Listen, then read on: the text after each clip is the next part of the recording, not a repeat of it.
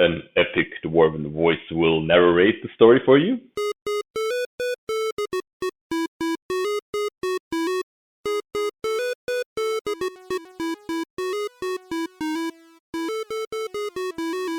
Lukas, nice to have you on the show. Thanks for being here. Thank you much, Sarah, for having us, for having me, and I look forward to talking to you during this hour now. Yeah, cool. We talk about your upcoming game, Return to Nangrim, and it's like this fantasy game, but maybe you can describe a scene for us so we can picture it, how it looks like, and how it maybe sounds like. So, Return to Nangrim is a dwarven fantasy adventure, and we like to say it's like Hellblade meets Skyrim in Middle Earth, and that kind of describes that's with that we're trying to describe what the game is like. So we have this very strong immersive vibe like Skyrim has it, but we're not as open world as Skyrim, so we say Hellblade meets Skyrim. Since as soon as we go into the mountain in the game as the player, we'll be in corridors, we'll be exploring halls, we'll go into the mines, and then this whole open world feeling is lost.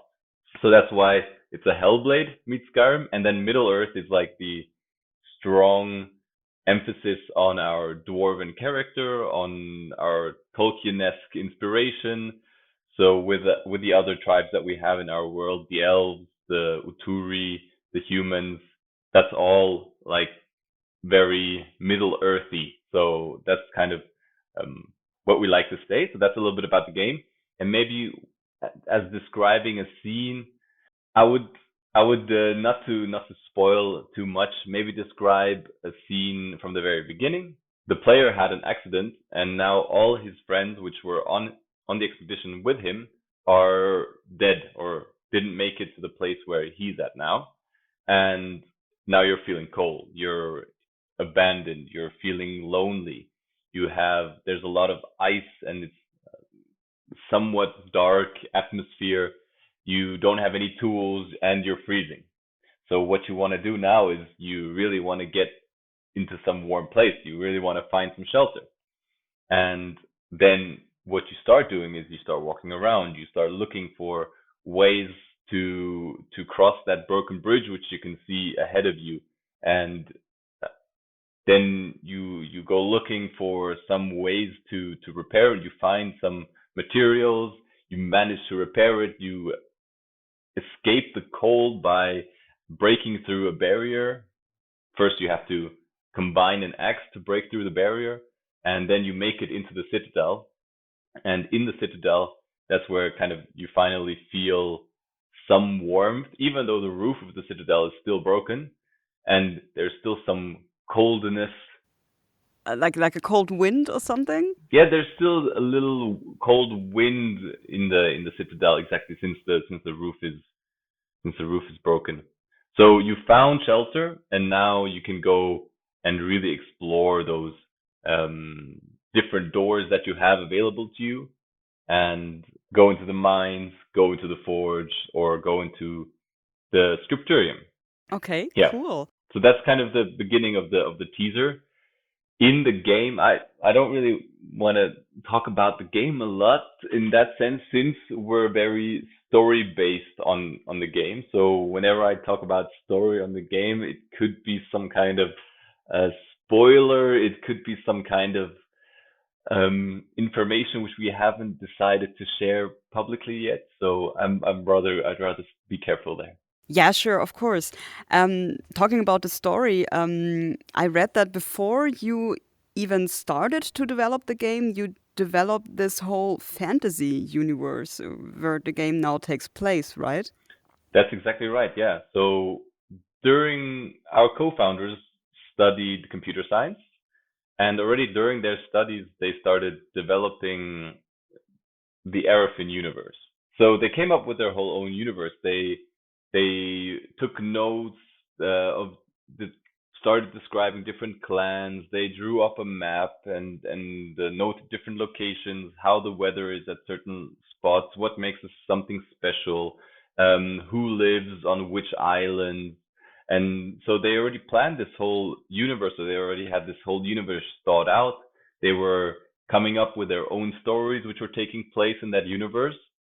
And once they had finished their studies, it was like, okay, now we have the tools to create a game. We have this epic fantasy adventure, fantasy country that we've, or fantasy universe that we've developed.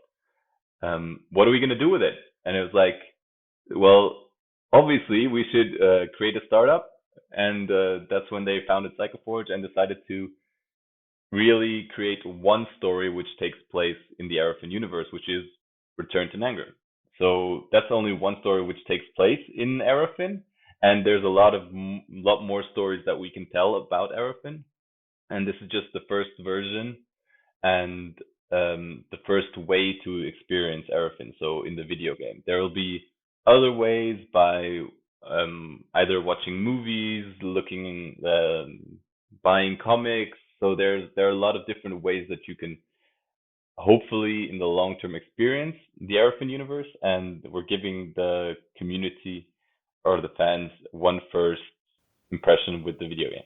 Well, great. So you're actually planning on doing comics and movies maybe about that universe too? Or we're trying to develop this transmedia strategy. So yeah, that's right. And we have great artists. So we have Sophie who's been working with us for a while now, and she's not only great at creating art for the game, but she's also really great at creating art as in for comics. So actually we've started creating comics already. We've pitched the comic to Pro Helvetia, so the Swiss Arts Council, and we hope that at some point the art will be at a level, or will meet the criteria, so that we can get some support from the art council side. And then we are developing art books. So our art books, we're developing what we call storybooks, and they're already available online. So those are books which you can look at right now on the website, and you can click through the book yourself. So you decide when it turns the page, and an epic dwarven voice will narrate the story for you. And then you can read and listen at the same time. You can look at the pictures, and so the one story which is published is actually kind of the prequel of Return to Nangrim. So you're very welcome to go and look at that or listen to that. It's a kind of interactive thing, so it's neither looking nor listening. It's both. You can do that already now on the homepage. And other things that we have is the map. So you can already explore the map of Arafin today, which is also available on our homepage. And finally, there's our Discord, where we invite our community to join the development. So we have our community, which we give them Steam keys, or we give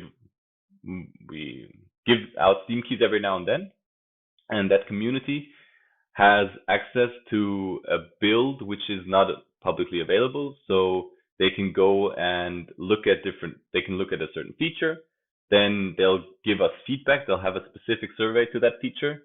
And so if players are interested not only in playing the final game, but actually want to kind of be part of the development as well, then they can already do that nowadays. Okay, cool. So that's kind of how players can prepare for the game, which will then be released next year, right? Yeah, they can prepare for it. Definitely, there's some things like the crafting, where you can, if you already spent some hours crafting different metals, you'll be a lot faster and won't have to think twice in the final game. But we're not spoiling any story aspects of the game in those feature tests. So the good thing is that there'll be something new for every player, even if you've been part of the development. So that's something which is really great. But on the other hand, yeah, of course, you already now have the chance to get a feel for how the final game might be like. And the special thing for the Discord community is that they'll continue to get like more features coming out that they'll get to test. Okay. Well, it also sounds like that the story and the universe is kind of really big. So by reading this storybooks available online on your website, you can already start reading, and then when the game comes out, you probably, I don't know, better understand what's going on, maybe? Definitely. I mean, if Okay. you already understand what happened to the dwarves or why certain things might have happened, there'll definitely be things that will pick up again in the game.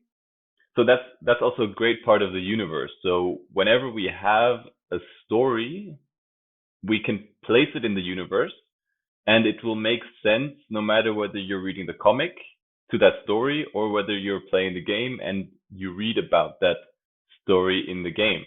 So it doesn't really. So that's a great thing about having a universe, and definitely if you're already prepared and know about the universe, there might be some things that you can avoid, or things which you already know how to solve, some dates which might have appeared in some newsletters, which is also a way to stay in contact with us. So there are some clues and hints out there to how the game might be, what might be useful in the game. Yeah. Okay, cool. Sounds really exciting. Um, can you also describe maybe the gameplay to us a little bit? So I heard it's a lot of exploration, crafting, that sort of thing. Sure. So the main focus of the game is, well, you're asking at a really really difficult time, because now we're kind of, there's a little change, but I'll go with how it's planned at first, and then I'll tell you in what direction it's changing. So the gameplay that we want to have is a fantasy adventure. So a lot of exploration for sure, but there'll be important features like the crafting, where you have the whole furnace management, so heating up the furnace, smelting ores, creating weapons and torches to proceed in the mountains to fight stronger enemies. So combat is the one important feature of the game. And then you'll have this loop around one last dwarf which has survived the attack on Nangrim, and which is the only dwarf who still lives in the mountains. And of course, he's very reserved, so he's very scared of anything new that comes along, and he will help you proceed throughout the mountain. So you will have his guidance, or you'll go back to him, and kind of the core loop will be around him to proceed in the game. And you play him as well, so you have this companion, or is he not playable? That's the companion is something different. So Bilrun, the Tinkerer, is kind of the quest master in the game. So you go to him, and he's a real NPC, and so you won't be able to play him. The companion, on the other hand, is a fox or a wolf, which you'll be able to save, and you have to decide. So most likely you won't be able to save both, and that's a companion which, at the moment, the level of detail that we're planning to have him at for the final game is have him as a companion only. So you can't send him anywhere, or you can't make him do a specific task. But he'll be your companion throughout the game. He will do things automatically. So, for example, when you're attacking monster, he'll attack the monster as well. You'll Okay. be able to interact with him by when his health is low, same as if your health is low, you have to give him some dog biscuits, and you can restore the health, same as with yours. You don't eat dog Yeah. biscuits, but you eat other things that you can prepare, The and dog biscuits then remind me of Blair Witch, the game. yeah, maybe You also have take some dog inspiration biscuits from there there. all the time. Uh, Yeah, I mean I don't know exactly what they're going to be like, but I think that's like the neutral thing somewhere between fox and the wolf. Give them dog biscuits. I think both animals would eat them. Probably, yeah. I think so.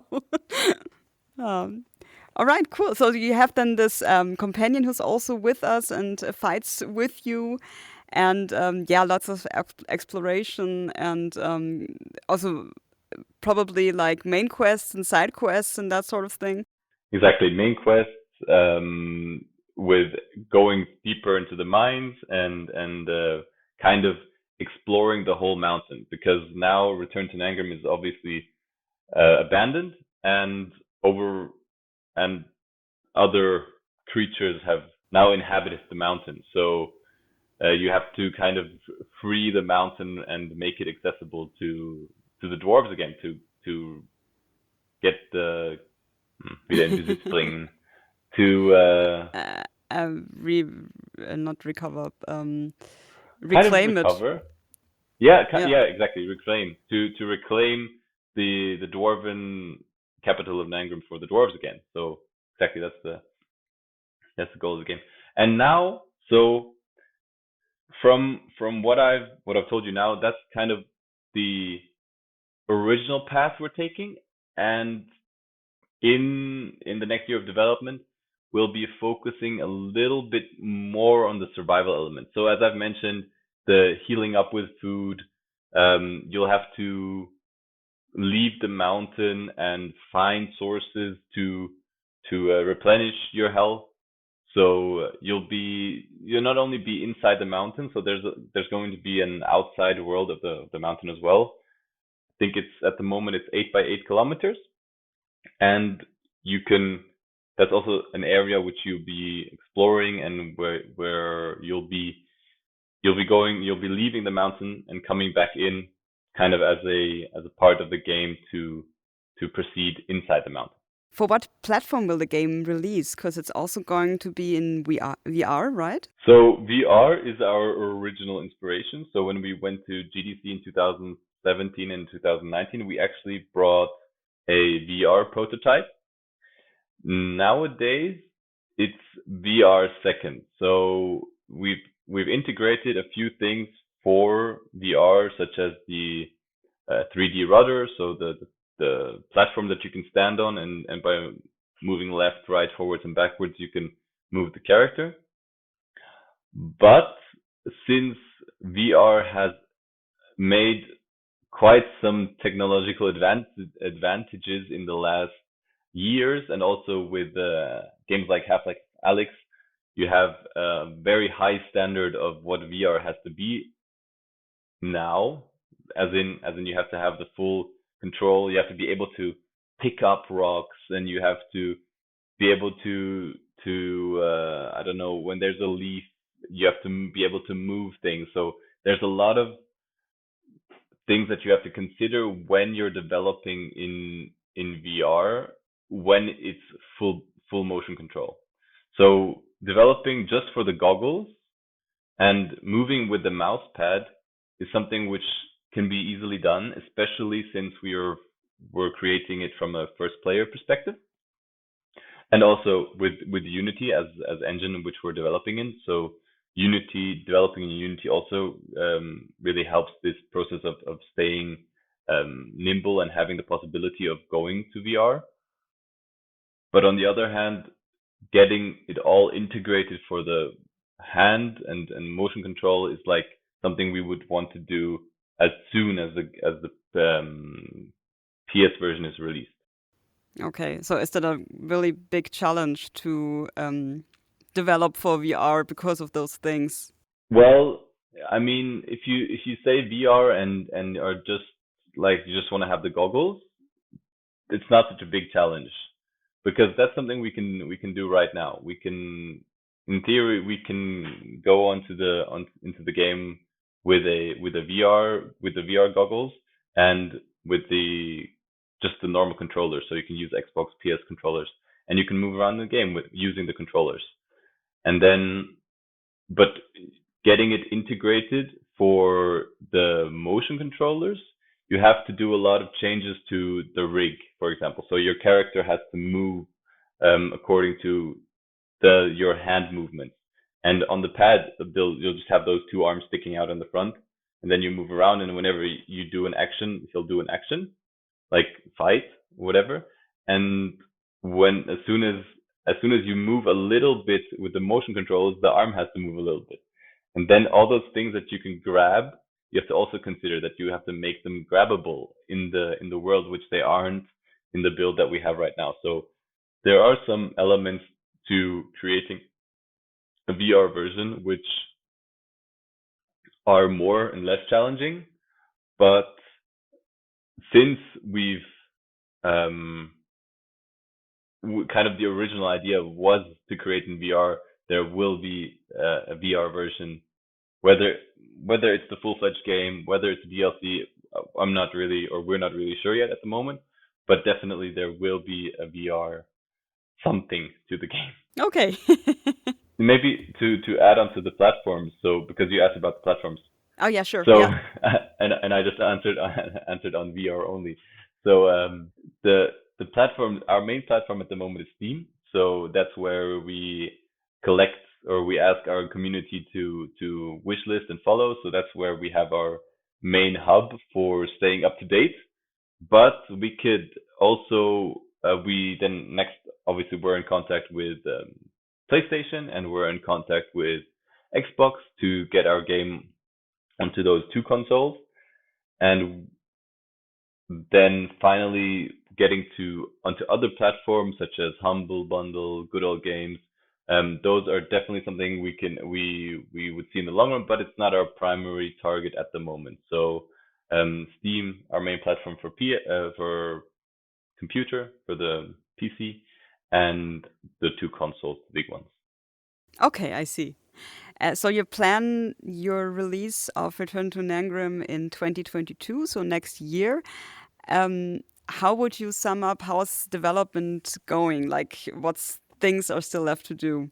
We've developed a lot during the last 3 to 4 years, and now it's kind of really refining what we've developed to suit the game that we want to create.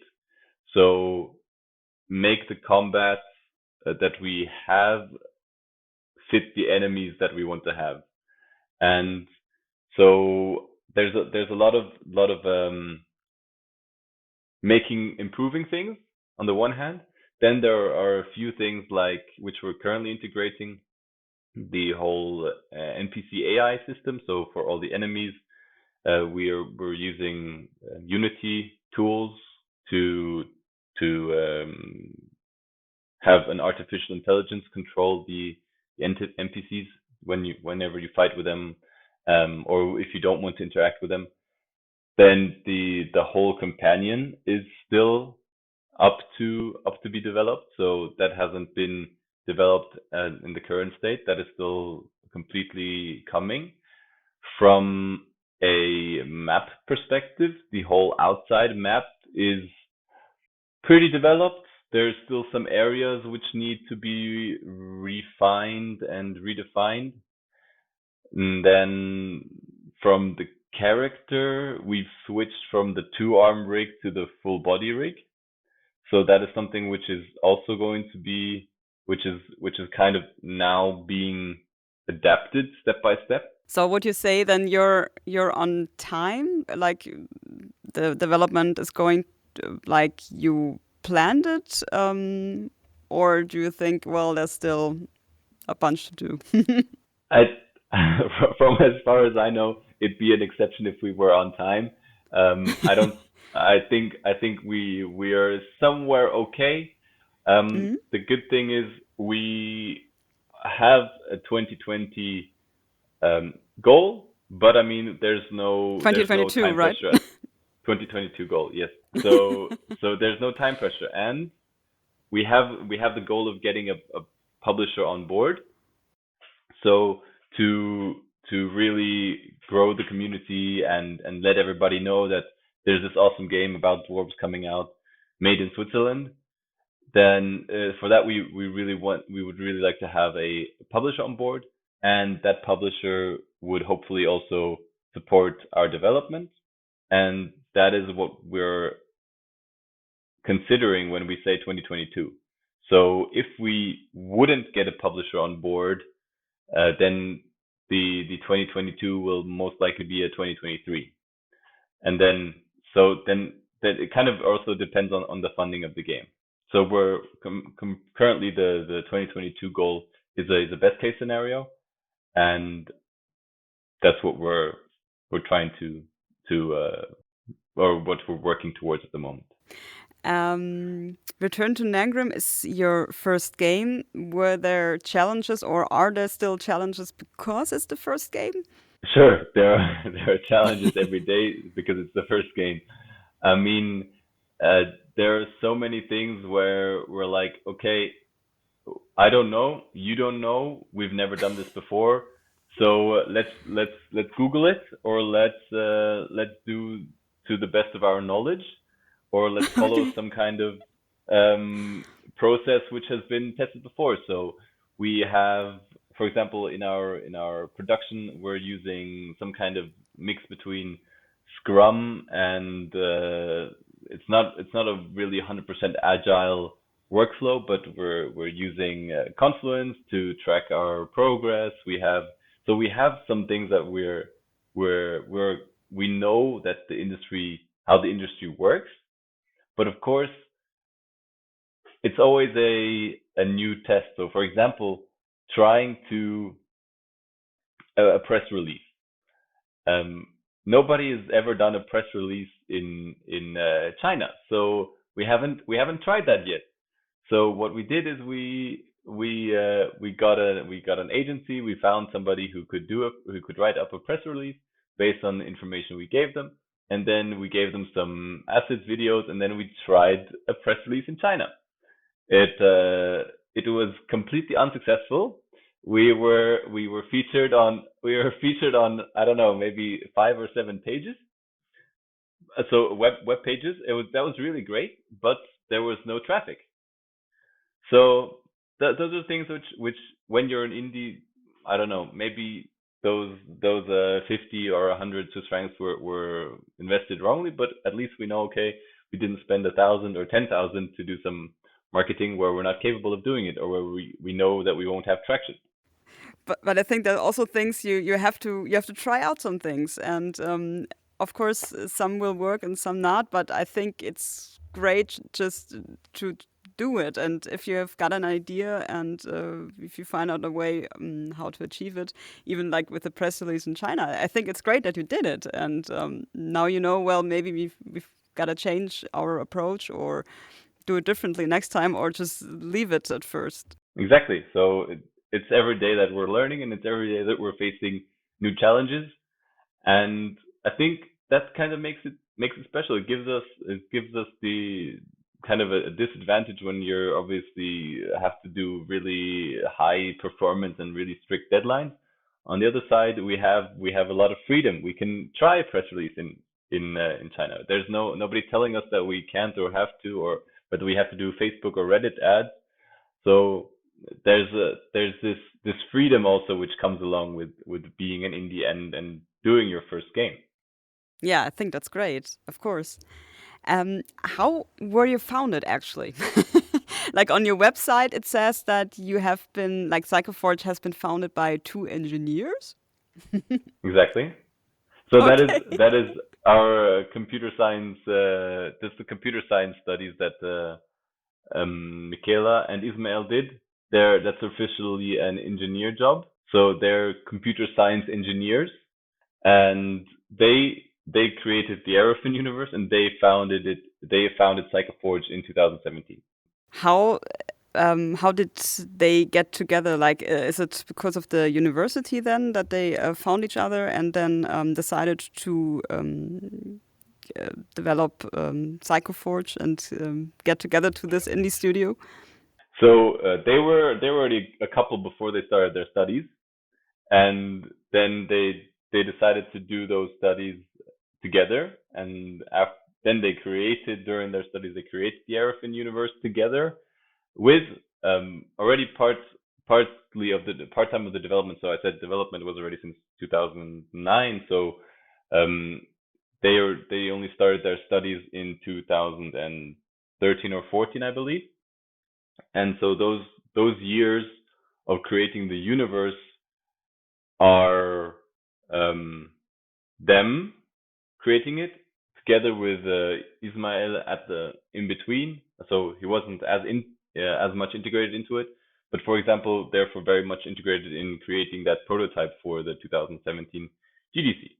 So there's like varying degrees of being part of the company and the universe, but the original founders are Ismail and Michaela, which founded in 2017, and also nowadays there are four co-founders. So we have Ismail, Michaela, the original co-founders, and Milena and Silas, which have joined the co-founding team.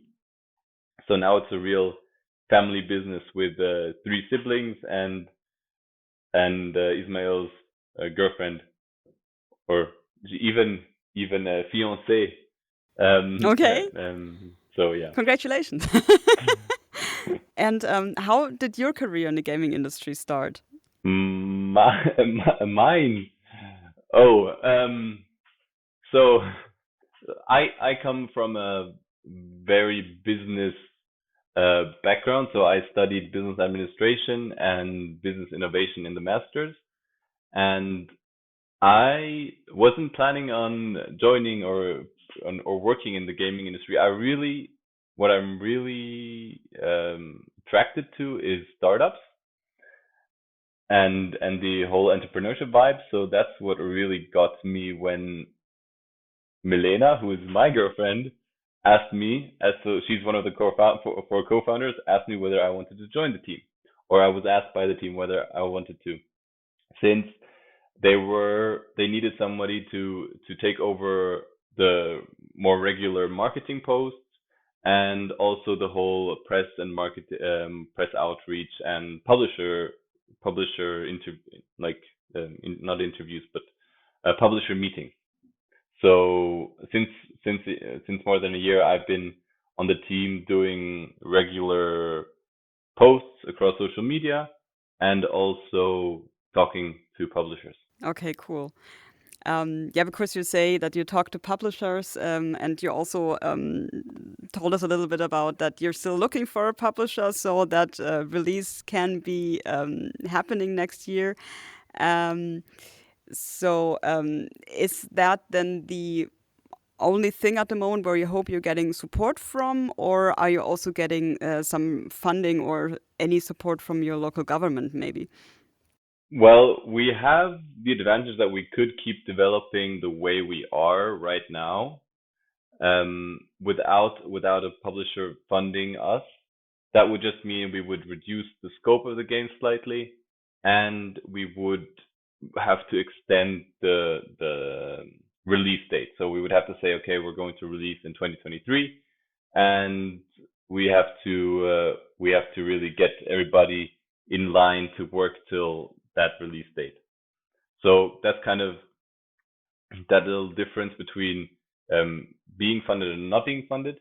On the other hand, yes, there are governmental funds in Switzerland. However, they aren't very large. So we have, as I mentioned before, the Pro Helvetia, the Swiss Art Council, which pretty recently, so I think it's about 2 or 3 years old, that they started supporting games within the section of the interactive media, or the other way around, that the interactive media was created for the games section. So either way, it's a very young, very young support system that we have from the Swiss Art Council. If you compare it to, for example, book writers and novelists, kind of they've had support for a really long time. But of course, the industry is also very young in Switzerland. And within and when you approach the Swiss Arts Council for being supported as a video game studio, you can apply to this program. And if you are selected as one of 10, so there are only 10 games which are promoted every year, or which are supported every year. If you're selected as one of these 10, then you have some financial support not very much. But what really counts is kind of they get you connected. So they hook you up with tickets to all the big conferences. So we've been at GD. We were at Gamescom. We went to the big festival in spring. We have a Nordics coming up. Um, Even though for Nordic we had to do a separate, but I think we had to do a separate application. But we're also part of the games showcase for Nordic. So kind of that's where they support you. Yeah, that sounds great. Yeah, but only 10 games or studios being accepted every year. You think that's enough?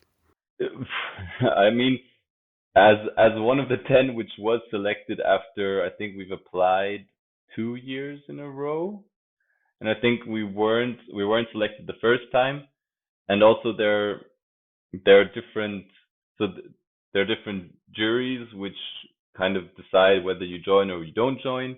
And I think if you it depends on what you want to do as a Swiss Arts Council. If you want to support the 10 best ones, obviously 10 is enough. If you really want to improve the whole um gaming landscape, which I've been talking to Provitia, it's not their mission. So they don't really have the mission of creating or building a Swiss gaming landscape. They just have the mission of supporting the artists. So that's kind of the problem with getting financial support from the Swiss government for that in that area. But there are some things going on. Um, there are some things going on within the industry to kind of get the awareness of the government that there's a need for financial support for games or for video game studios. And there was a comparison, and I think it was it must have been something like in Germany you have 8 million inhabitants, and the German government puts uh, no 80 million, sorry, 80 million inhabitants, and you have about and the German government puts about 200 million euro into the German gaming industry. If Switzerland, which is 10 times smaller, so 8 million, would get the same amount of funding, we would get 10 times less than the 200 million, which in Germany they're getting, would be 20 million in Switzerland. But actually, what's happening is there's I don't know, I don't really know the exact numbers. I just know that there's a really an imbalance. So for the sake of the example I just made, it would be like, okay, there's only 4.5 million in Switzerland. So to get onto the same level as Germany in how much the industry is being supported, we would have to um, multiply it by four the amount that the industry is getting supported at the current state. Would you still say that Switzerland at the moment is great for developing games? Maybe because there's things going on and hopefully improving? I mean, I know, for example, that definitely one big advantage is the education system. So we have, in general, we have a pretty high level of education, and the amount of education in the direction of the games industry is actually growing as well. So we have the School of Audio Engineering, which teaches games programming in Zurich. We have the FFHS, the Fernfachhochschule, which which started a games programming course or program this semester, I believe. And we, or Sycoforge, we as a studio, we know because we're being asked to teach some of those courses. So our founders are developing the game, but also they give courses at those schools since the knowledge base is yet to still has to grow in Switzerland. And but then you also have yeah. So, and then you also have another example for growing in for growth is like in the University of Lucerne, you had a lot of arts, and then so now there's kind of this possibility to specialize direction animation or the direction game art. So there is this awareness happening and coming to the market, that there should be a switch towards a more gaming perspective.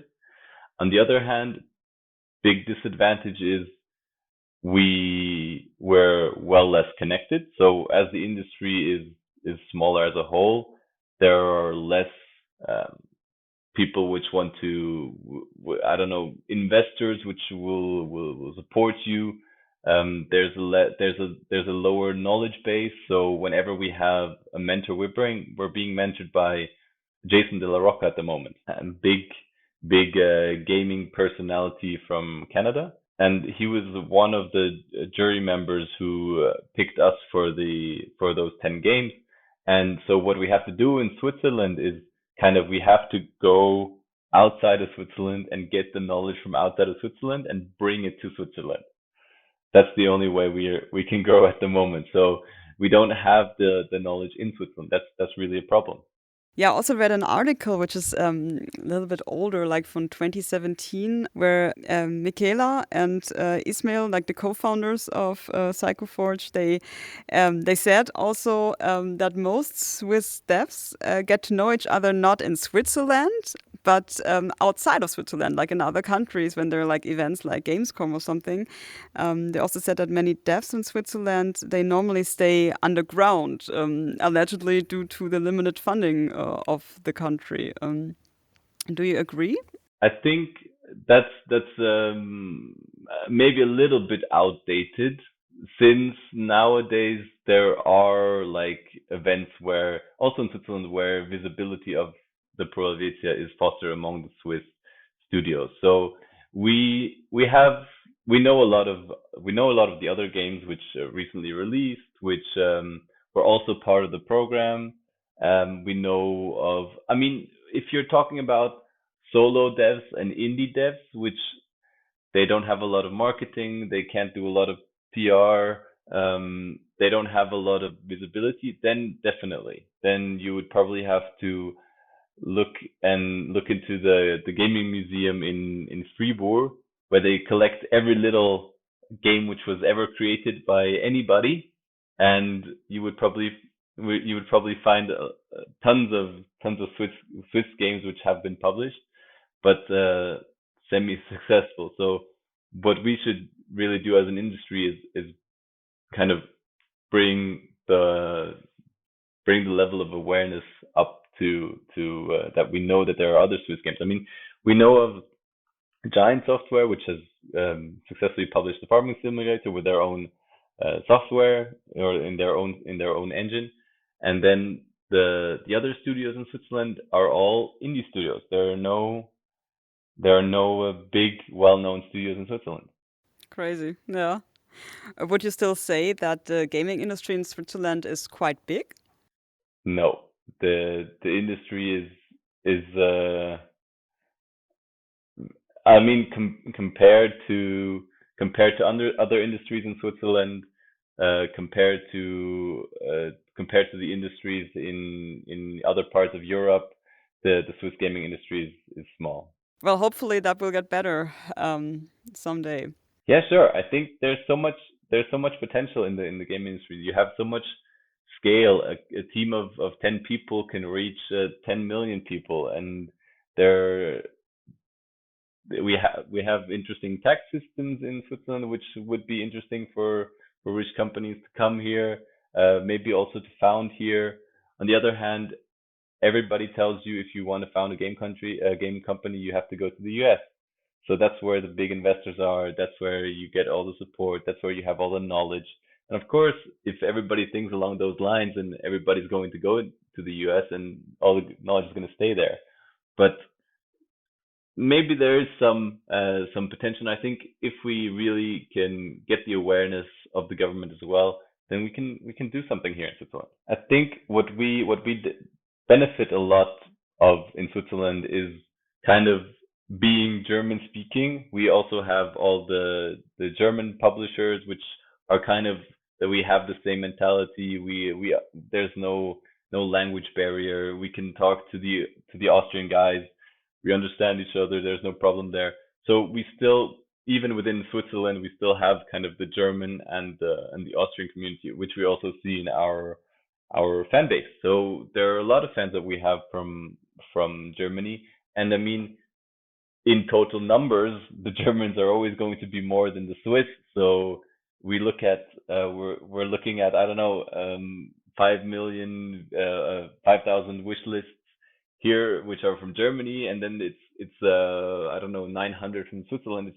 It's such a massive, much more, yeah, much bigger country that we always have to kind of look up and see where the whole market is. What would you tell people who, like developers who are thinking about maybe starting a business in Switzerland, or maybe indie devs already who did start in Switzerland? And is there anything you want to tell them, like what they should do or should not? I think what we should do is reach out to other indie devs, then kind of find like similar areas where we could help each other, where we could build a knowledge base. I mean, I've reached out um to Goran. They developed now I don't remember the game, something with Far. I don't know whether it's called Far. And I asked him some questions about publishers. So and he was really happy to help, even though he was on holiday. So as soon as he was back, he answered all my 5, 6, 7 questions that I had, all via LinkedIn and text. But yeah, so I think what I would tell other indie developers is to reach out and connect, and also then we can learn of each other, teach each other, and build a stronger network. Yeah, sure. That's always the best way. Share experiences. I think that's the way to go. Yeah, I mean, there's no like, if I would tell you like, okay, in Switzerland, what you should do is get your game to a certain level, then go to Pro Helvetia, from Pro Helvetia get a publisher, from publisher get an, and then, I mean, that might be like, there might be like a general path that you can take, but that's like very generic. So if I tell you reach out, then I can tell you exactly what you want or what you need for your game, or even I can connect you to. We can see who to connect to pass on the expertise. Can people or indie devs also text you via LinkedIn? Sure. Okay, cool. So go to Lucas's page and maybe he can help you out. I mean, easiest way to connect is hello@sycoforge.com. So that's via email. Okay. Then the whole team Okay. gets the email. Perfect. So yeah, just to sum up, Return to Nangrim is on its way. Hopefully, we can see the game next year. How do you personally feel about development at the moment? Are you excited or are you worried? Or hopefully not. But how do you feel? I think there's a lot of change going on, so I can't say there's not one single worry on my mind, but definitely I'm very excited to see how it progresses and how in what direction it progresses. And for me personally, I'm really looking forward to that transition of being a indie dev studio to being a indie dev studio with a publisher on board. So that's something which I'm really looking forward to, and an experience which will probably be very enriching. Perfect. Well, I wish you all the best. I hope you'll find a publisher. And also, good luck for the game from the whole team of Open Indie. And thanks for being here, Lukas. Thank you very much, Sarah.